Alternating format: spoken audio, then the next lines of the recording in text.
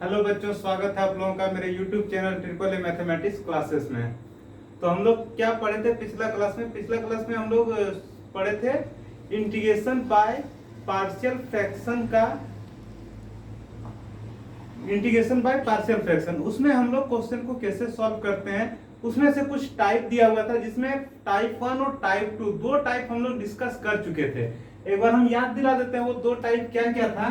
जैसे कि first type जो था वो क्या था, अगर कोई फ्रैक्शन इस तरह से दिया हुआ है p x plus q divide x minus a into x minus b, तो इसका जो पार्शियल फ्रैक्शन होगा वो क्या हो जाएगा, उसका पार्शियल फ्रैक्शन हो जाएगा a by x minus A plus B by x minus B. ठीक है। इसका जो सेकेंड टाइप पढ़े थे पिछला क्लास में जो डिस्कस किए थे वो क्या था, p x plus q divide x minus a का होल स्क्वायर अगर दिया हुआ है फ्रैक्शन, तो इसका जो पार्शियल फ्रैक्शन जो होगा वो क्या होगा, a by x minus A plus B by x minus a का होल स्क्वायर। याद है। और इससे रिलेटेड हम लोग कुछ एग्जांपल सीखे थे। आज के क्लास में हम लोग एक और टाइप पढ़ेंगे और वो क्या है, वो ये दिया हुआ है p x square plus q x plus r divide x minus a x minus b x minus c. देखिए p x square plus q x plus p x square plus q x plus r divide x minus a x minus b x minus c. अगर ऐसा fraction दिखे तो हम इसको किस रूप में तोड़ेंगे, a by x minus A plus b by x minus B plus c by x minus C. Generally हम लोग क्या देखते हैं, जनरली नीचे जो दिया हुआ रहता है x minus a x minus b x minus c, या फिर x minus a x minus b, या फिर x माइनस ए का होल स्क्वायर, हम लोग इसी से कंसीडर करते हैं कि क्या पार्शियल फ्रैक्शन होगा उसका। ठीक है। तो अगर आपको कभी भी फ्रैक्शन में दिखे x minus a x minus b x minus c, या फिर यहाँ प्लस रहे, उससे कोई फर्क नहीं पड़ता है, तो हम लोग कौन सा पार्शियल फ्रैक्शन यूज करेंगे, हम लोग यूज करेंगे a by x minus A plus B by x minus B plus c by x minus c. कोई दिक्कत। एक चीज यहाँ पे थोड़ा सा ध्यान देना है कि ऊपर का ऑर्डर नीचे का ऑर्डर बराबर नहीं होना चाहिए। हमेशा ये जो नीचे का ऑर्डर है वो क्या होना चाहिए, बड़ा होना चाहिए। ठीक है। जैसे यहाँ देखिए x पर पावर मैक्सिमम कितना है, 2 है, और यहाँ देखिए 1 2 3 गुना करेंगे तो x पर पावर कितना आ जाएगा, टोटल 3 आ जाएगा, यानी कि नीचे का ऑर्डर ज्यादा है, ऊपर का ऑर्डर जो है वो कम है। ठीक है। तब हम लोग इसे पार्शियल फ्रैक्शन में तोड़ सकते हैं। समझ में आ गया। तो इससे पहले हम लोग 2 टाइप सीखे थे, आज ये तीसरा टाइप है, और इसी से रिलेटेड हम लोग जो है वो क्वेश्चन लेंगे और क्वेश्चन को सॉल्व करेंगे। ठीक है। मिटाते हैं ये सब और हम लोग डायरेक्ट क्वेश्चन पे आते हैं। ठीक है। सबसे पहले देखिए नंबर 1, इंटीग्रेशन निकालना किसका, यहां पे दिया हुआ x divide x minus 1 x minus 2 x minus 3 into dx, ये इंटीग्रेशन करना है। ठीक है। सबसे पहले हम लोग इसको तोड़ेंगे, पार्शियल फ्रैक्शन में तोड़ेंगे। कैसे तोड़ेंगे वो देखिए, इधर साइड हम लोग सॉल्व करते हैं। ठीक है। ये जो दिया हुआ है x divide x minus 1 x minus 2 x minus 3, इसे हम लोग किस रूप में तोड़ सकते हैं, इसे तोड़ सकते हैं a by x minus A plus b by x minus B plus c by x minus c. इसी रूप में तोड़ सकते हैं। हम चाहें तो इसे हम लोग यहां पे भी बना सकते हैं। ठीक है। इसे हम लोग यहाँ पे सॉल्व कर रहे हैं। ठीक है। यहाँ पे हम लोग ले रहे हैं, क्या ले रहे हैं, ये जो क्वेश्चन दिया हुआ है x by x minus 1 x minus 2 और x माइनस 3 जो दिया हुआ है, इसको हम लोग किस रूप में तोड़ सकते हैं, इसको कुछ इस तरह से तोड़ सकते हैं a by x minus 1 plus b by x minus 2 plus c by x minus 3। याद रहेगा। अब इसे सॉल्व करते हैं। सॉल्व कैसे करते हैं, इसे एक बार आप लिखिए x by x minus 1 x minus 2 x minus 3 इक्वल टू, ये सबका एलसीएम क्या हो जाएगा, इसका ये सबका अगर एलसीएम निकालेंगे तो क्या हो जाएगा, x माइनस 1 हो जाएगा, x माइनस 2 हो जाएगा, x माइनस 3 हो जाएगा, ये ना होगा एलसीएम। अब देखिए यहाँ पे x माइनस वन कट जाएगा, बचेगा क्या x minus two x minus three. वो किससे गुना हो जाएगा, a से गुना हो जाएगा, यानी कि a से गुना हो जाएगा आपका x minus two x minus three. ठीक है, आ जाइए सेकंड पार्ट में। x माइनस टू है, x माइनस टू कट जाएगा, बचेगा आपका ये वाला और ये वाला पार्ट, और ये दोनों पार्ट किससे गुना हो जाएगा, b से गुना हो जाएगा। क्या, x माइनस वन और x माइनस थ्री। आ जाइए थर्ड के पास। थर्ड में क्या दिया हुआ है, x माइनस थ्री दिया हुआ है, x माइनस थ्री कट जाएगा, बचेगा ये और ये। तो x minus one x minus two बचेगा, ये किससे गुना हो जाएगा, ये c से गुना हो जाएगा, c से गुना हो जाएगा क्या, x minus one x minus two. समझ में आ गया यहां तक। अब देखिए ये वाला पोर्शन और ये दोनों जो है वो कट जाएगा, कट गया। अब बचेगा क्या, उसे आप लिख दीजिए। यहाँ पे x बचेगा, x लिखें, यहाँ पे a बचेगा और क्या बचेगा, x minus two x minus three. अगर आप ये दोनों को गुना करेंगे, अगर आप x minus two x minus three को अगर गुना करेंगे तो आएगा x square minus five x plus six. देख लीजिए गुना करके, ठीक है, प्लस b इंटू, अगर आप x minus one x minus three को गुना करेंगे तो आएगा x square minus four x plus three. ठीक है, प्लस c इंटू, अगर आप ये दोनों को गुना करेंगे तो यहां पे आएगा आपका x square minus three x plus two. देख लीजिए गुना करके, ठीक है, कोई दिक्कत। अब आगे सॉल्व करते हैं। आगे सॉल्व करेंगे क्या हो जाएगा, ए एक्स स्क्वायर हो जाएगा, ए एक्स स्क्वायर हो जाएगा माइनस फाइव ए एक्स हो जाएगा प्लस सिक्स ए हो जाएगा। ठीक है, ए को सब में गुना कर दिए, प्लस यहाँ पे b से गुना हो जाएगा, b एक्स स्क्वायर हो जाएगा minus four B into X हो जाएगा प्लस थ्री बी हो जाएगा, होगा कि नहीं। प्लस क्या हो जाएगा, c एक्स स्क्वायर हो जाएगा माइनस थ्री सी एक्स हो जाएगा प्लस टू सी हो जाएगा। क्या तक समझ में आ गया। अगर यहां तक समझ में आ गया तो आगे देखिए क्या होगा। आगे हम लोग एक्स स्क्वायर वाले टर्म को एक साथ रखेंगे, एक्स वाले टर्म को एक साथ रखेंगे और कांस्टेंट को एक साथ रखेंगे। जैसे देखिए यहाँ पे है ए एक्स स्क्वायर, फिर एक्स स्क्वायर कहां पे दिख रहा है, यहाँ पे दिख रहा है। देखिए यहाँ पे एक्स स्क्वायर है, फिर एक्स स्क्वायर कहां, यहाँ दिख रहा है, तो इसको एक साथ ले लेंगे बी एक्स स्क्वायर। और एक्स स्क्वायर कहीं पे दिख रहा है, एक यहाँ पे दिखा है, एक यहाँ पे दिखा, और कहीं दिख रहा है कि यहाँ पे दिख रहा है एक्स स्क्वायर, तो इसे ले लिए हम लोग क्या, सी एक्स स्क्वायर। ठीक है, अब देखिए ये हो गया।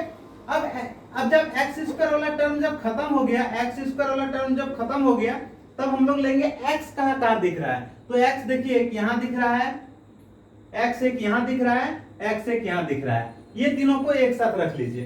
क्या क्या है, minus five a x minus four b x minus three c x. X वाला टर्म को एक साथ ले लिए। अब जब ये भी एक साथ हो गया, ये भी एक साथ हो गया, तो जो कांस्टेंट है जिसमें x इंक्लूड नहीं है उसे हम लोग अलग करेंगे।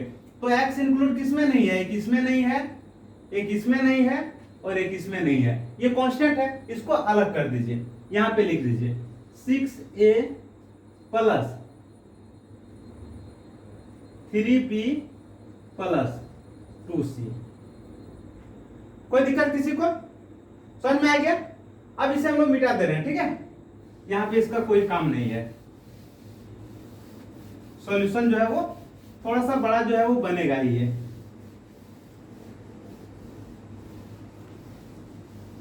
अब चाहे तो इसे एक बार लिख सकते हैं, क्या लिख सकते हैं, x इक्वल टू लिख सकते हैं a x square plus b x square plus c x square minus five a x minus four b x minus three c x plus six a three b two c, six a plus three b plus two c. एक बार लिख लिए हम लोग। अब आगे देखिए आगे का सॉल्यूशन क्या होगा। एक्स स्क्वायर को सबसे कॉमन ले लीजिए। अगर एक्स स्क्वायर को कॉमन लेंगे तो क्या बचेगा, ए प्लस बी प्लस सी। ठीक है, यहां पे x को कॉमन ले लीजिए, माइनस एक्स को कॉमन ले लीजिए, क्या बचेगा 5a प्लस 4b या फिर आप प्लस एक्स को ही कॉमन ले लीजिए, यहाँ पे प्लस एक्स को कॉमन ले लीजिए, क्या बचेगा -5a बचेगा, -4b बचेगा, -3c बचेगा। और उधर कांस्टेंट है, उधर कांस्टेंट को एक साथ लिख लीजिए, प्लस क्या लिखेंगे 6a plus 3b plus 2c, है कि नहीं। अब यहाँ पे देखिए ये जो आपको x दिख रहा है, इस x को क्या हम लोग इस तरह नहीं लिख सकते हैं 0 into x square plus 1 into x plus 0। ध्यान से देखिए ये जो x यहाँ पे दिख रहा है आपको, इसे क्या हम लोग नहीं लिख सकते हैं 0 into x square plus x को लिखेंगे 1 इंटू एक्स प्लस 0, ठीक है, क्योंकि एक्स स्क्वायर का कोई टर्म नहीं है तो 0 से गुना है, कांस्टेंट कोई टर्म नहीं है तो वो 0 है, यहाँ सिर्फ x है तो x को 1 से गुना कर दिए, ठीक है। अब दोनों साइड कंपेयर कीजिए, दोनों साइड कंपेयर करने पे आपको क्या मिलेगा, देखिए दोनों साइड को जब हम लोग कंपेयर करेंगे तो क्या मिलेगा, एक्स स्क्वायर यहाँ है, एक्स स्क्वायर यहाँ है, तो एक्स स्क्वायर यहाँ 0 से गुना है, एक्स स्क्वायर यहाँ a प्लस बी प्लस सी से गुना है, कहने का मतलब a प्लस बी प्लस सी जो है वो 0 के बराबर होगा। एक चीज क्लियर हो गया, एक्स स्क्वायर यहाँ 0 से गुना है, एक्स स्क्वायर यहाँ a प्लस बी प्लस सी से गुना है, मतलब a प्लस बी प्लस सी 0 हो जाएगा। अगला टर्म देखिए, x यहाँ पे किससे गुना है, 1 से गुना है, और x यहाँ किससे गुना है -5a -4b -3 से, मतलब ये हुआ कि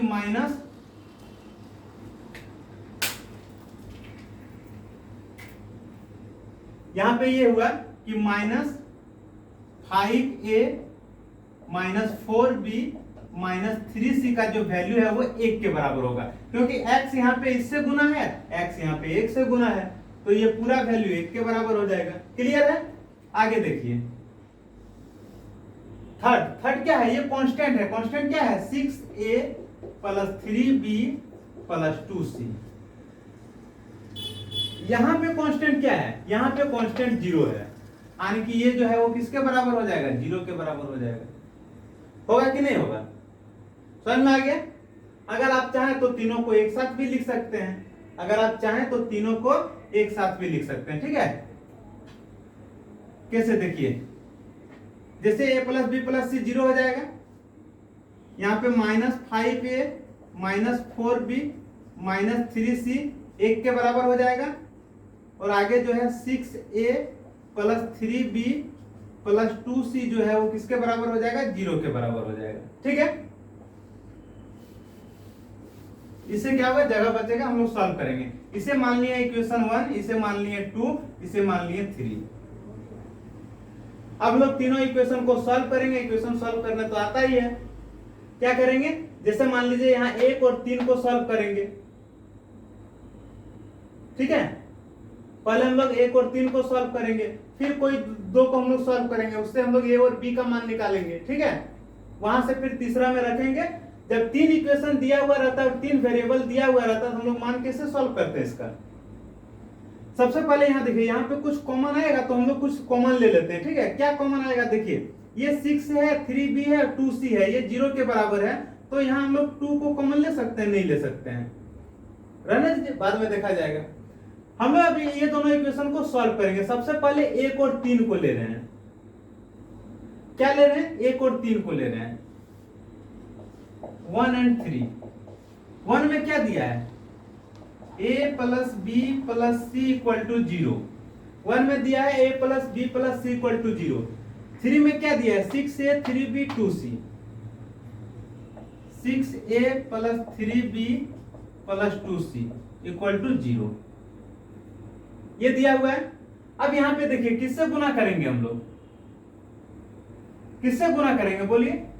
ऊपर वाला टर्म को 2 से गुना कर देते हैं, ऊपर वाले टर्म को 2 से गुना कर देंगे, क्या हो जाएगा, ये हो जाएगा 2a plus 2b plus 2c equal to 0, 2a plus 2b plus 2c equal to 0, और नीचे क्या हो जाएगा 6a plus 3b plus 2c equal to 0। अगर आप माइनस करेंगे तो ये 2c प्लस 2c माइनस जो है कट जाएगा, यहाँ क्या बचेगा 2a माइनस 6 यानी कि -4a बचेगा।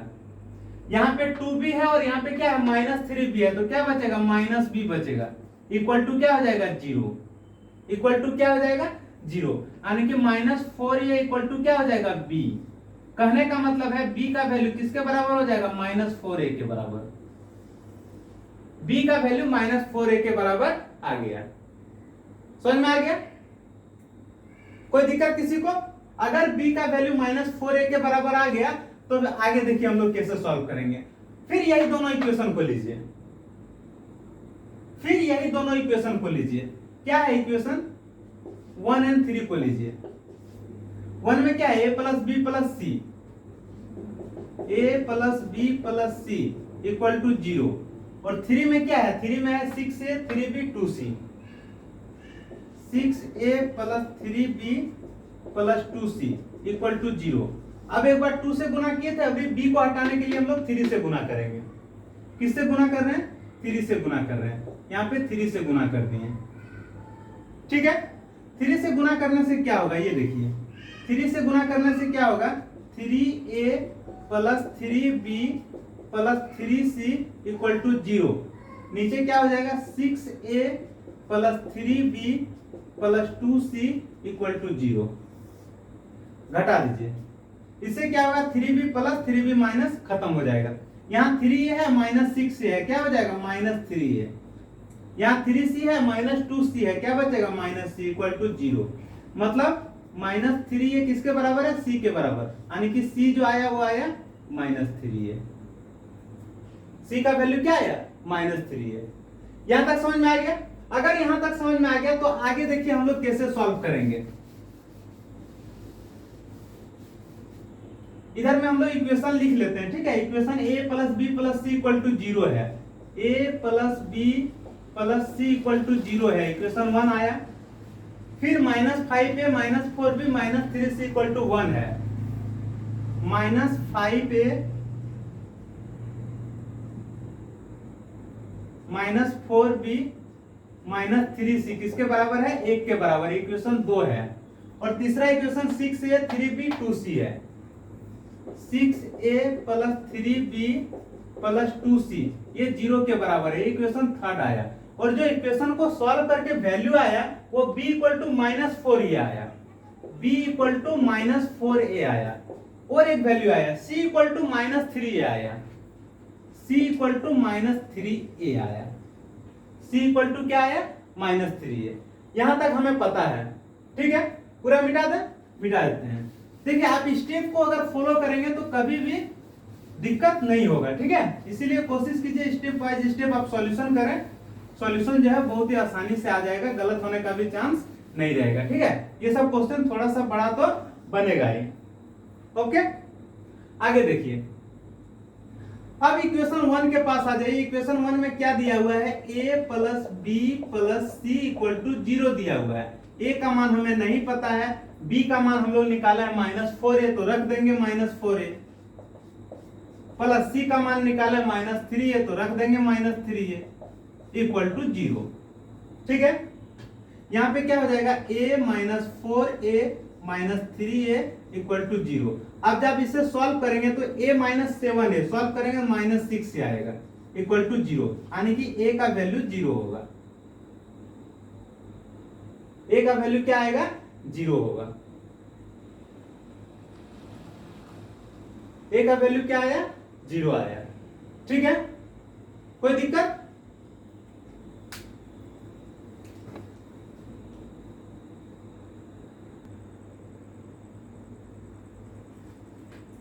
देखिए तो यहाँ पे हम लोग इक्वेशन 1 के लिए a प्लस बी। एक चीज यहाँ पे ध्यान देना है, हम लोग इक्वेशन 1 और 3 ये दोनों को लेकर तो सॉल्व कर लिए। हमारा इक्वेशन बचा हुआ क्या है, 2 है, तो हम लोग ये दोनों का मान किस में रखेंगे, 2 में रखेंगे। किस में रखेंगे, 2 में रखेंगे, क्योंकि 1 और 3 को लेकर ही तो हम लोग सॉल्व किए है ना। तो दोबारा उसी में रखेंगे तो 0 आएगा, 0 आएगा तो इंटीग्रेशन होगा नहीं। तो हम लोग 1 और 3 को लेकर के जो हम लोग b और c का मान निकाले हैं वो b और c का मान हम लोग c में रख देंगे, 2 में रख देंगे। देखिए हम लोग इक्वेशन 1 और इक्वेशन 3 ये दोनों को सॉल्व करके, इक्वेशन 1 और 3 को सॉल्व करके हम लोग b का वैल्यू निकालें और c का वैल्यू निकालें। इक्वेशन 1 और इक्वेशन 3 ये दोनों इक्वेशन को सॉल्व करके हम लोग किसका मान निकालें, हम लोग b और c का वैल्यू निकालें। और c का वैल्यू क्या था, +3 था, ठीक है। तो b और c का वैल्यू निकालें। अगर हम लोग b और c का वैल्यू निकालें 1 और 3 को सॉल्व करके तो ये बी और सी का वैल्यू हम लोग किस में रखेंगे, 2 में रखेंगे, तो इक्वेशन 2 में रख देंगे किसका वैल्यू, बी और सी का वैल्यू। तो इक्वेशन 2 है क्या, देखिए पहले इक्वेशन 2 है आपका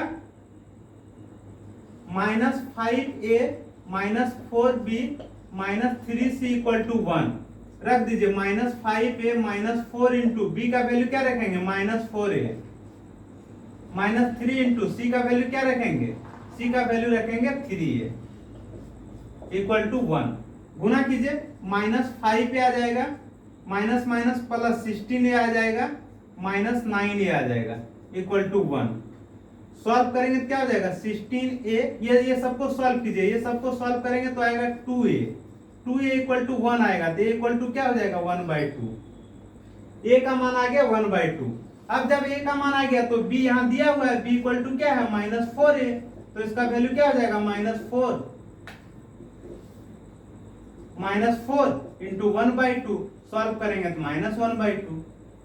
b का वैल्यू क्या है -1/2। अब आ जाएंगे c के पास, c का वैल्यू देखिए, c का वैल्यू क्या दिया है, 3a दिया हुआ है, तो क्या हो जाएगा 3 इंटू -1/2, सॉरी 3 इंटू 1/2, तो क्या हो जाएगा, सॉल्व करेंगे तो 3/2 हो जाएगा। तो a का भी मान आ गया, b का भी मान आ गया, c का भी मान आ गया, तीनों का मान आ गया। अब सबको मिटा दीजिए और ये भी c का मान लिख दीजिए। a का मान है 1/2, b का मान है -1/2 और c का मान है 3/2। ठीक है, अब आ जाते हैं क्वेश्चन के पास। क्वेश्चन क्या दिया हुआ है, क्वेश्चन जो दिया हुआ था ये किस पार्शियल फ्रैक्शन में टूटता, ये इस तरह से टूटता, a/x-1 plus b/x-2 plus c/x-3। याद है ना, इसी में ना टूटता। तो अगर हम लोग अलग अलग इंटीग्रेशन निकालेंगे तो a/x-1 इंटू dx आएगा, प्लस क्या आएगा b/x-2 इंटू dx आएगा, प्लस क्या आएगा c/x-3 इंटू dx आएगा। ठीक है, अब इसे इस तरह लिख सकते हैं, a into 1/x-1 into dx plus b into 1/x-2 into dx, ये भी लिख सकते हैं। फिर क्या लिख सकते हैं, plus c into 1/x-3 into dx। ठीक है, a का मान क्या है 1/2 है, a का मान 1/2 है, और 1/x-1 dx का क्या हो जाएगा log x-1। b का मान कितना है -1/2, और इसका इंटीग्रेशन क्या हो जाएगा log x-2, प्लस c का मान कितना है 3/2, और इसका इंटीग्रेशन क्या हो जाएगा log x-3, प्लस क्या हो जाएगा कांस्टेंट c। कोई दिक्कत? तो आप एक बार इस वीडियो को दोबारा देखिएगा, स्टेप को फॉलो कीजिएगा, आपका जो है सॉल्यूशन समझ में आ जाएगा। ठीक है, कोई दिक्कत? तो आज एक क्वेश्चन को सॉल्व करने में इतना समय लगा, आप इसी को दोबारा बनाइएगा तो थोड़ा कम समय लगेगा। एक बार और प्रैक्टिस कीजिए, जितना प्रैक्टिस कीजिएगा समय जो है वो कम होते जाएगा। ठीक है, तो अगला क्लास में हम लोग इसी टाइप का 1-2 क्वेश्चन और डिस्कस करेंगे, फिर हम लोग अगले टाइप की ओर बढ़ेंगे। इस क्लास को हम यहीं पे खत्म करते हैं, मिलते हैं अगला क्वेश्चन में इसी टाइप का अगला क्वेश्चन को लेकर। तब तक के लिए bye bye, take care, good night.